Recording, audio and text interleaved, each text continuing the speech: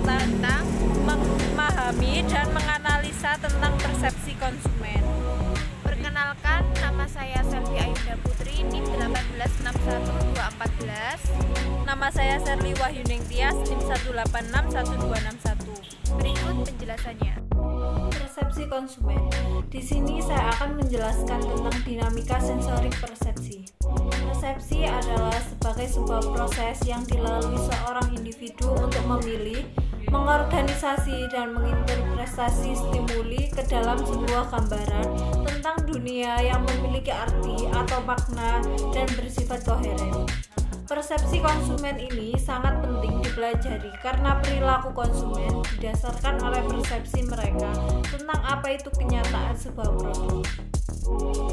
Menurut Schiffman dan Kanu tahun 1997, persepsi akan sesuatu berasal dari interaksi antara dua jenis faktor, yaitu yang pertama ada faktor stimulus dan yang kedua ada faktor individu.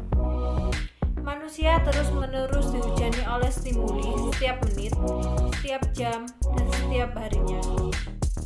Baik melalui media cetak, media elektronik, kejadian yang tak sengaja, maupun yang memang benar disengaja. Stimulus mana yang akan lulus seleksi oleh seseorang individu tergantung pada yang pertama ada sifat-sifat stimulus. Stimulus pada pemasaran termasuk ciri-ciri produk, atribut-atributnya, rancangan kemasan, nama merek, dan iklan. Faktor stimulus yang paling penting di persepsi konsumen adalah yang pertama ada kontras, yang kedua ada klausul atau pengetahuan, yang ketiga ada proximity, yang keempat ada similarity.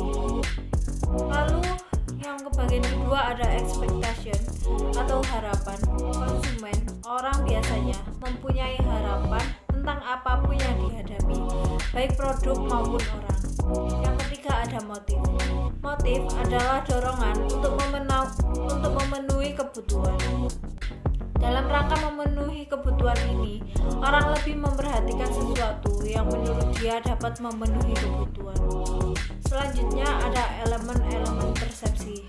Yang pertama ada sensation, merupakan rangsangan langsung dari organ-organ yang mempunyai sensor untuk menanggapi rangsangan sederhana tersebut.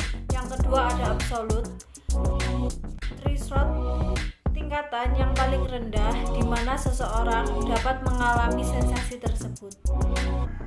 Yang ketiga ada differential threshold, merupakan perbedaan kecil yang dapat dideteksi oleh dua rangsangan yang sangat mirip. Yang keempat ada subliminal perception, yaitu persepsi terhadap stimulus yang diberikan di bawah tingkat ambang rangsang sehingga penerimaan tidak sadar akan adanya stimulus. Selanjutnya, komponen citra konsumsi dan aplikasi strategi konsumsi. Komponen citra konsumsi dan aplikasi strategi konsumsi ini, citra konsumsi didasarkan oleh brand atau merek.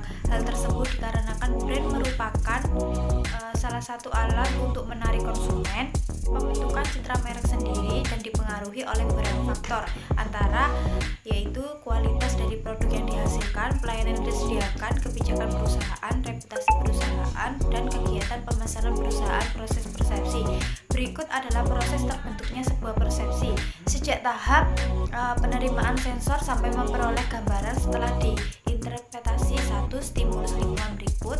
2.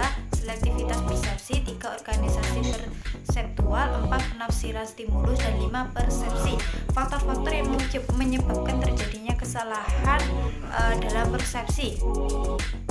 Persepsi juga menjadi sebuah proses aktivitas seseorang pada saat memberikan kesan, merasa, menilai, dan untuk menginterpretasikan sesuatu hal atau dasar stimulus atau informasi yang sudah diberikan. Namun dalam persepsi juga sering terjadi kesalahan, dan dalam ulasan tentang kesalahan persepsi yaitu 1. Kesalahan atribusi, kedua efek halo, ketiga stereotip, keempat ilusi optis, kelima tidak ada ketersediaan informasi, keenam emosi, ketujuh impresi, kedelapan konteks, kesembilan prasangka, dan kesepuluh gegar Sekian dari kelompok kami. Mohon maaf apabila ada salah kata. Wassalamualaikum warahmatullahi wabarakatuh.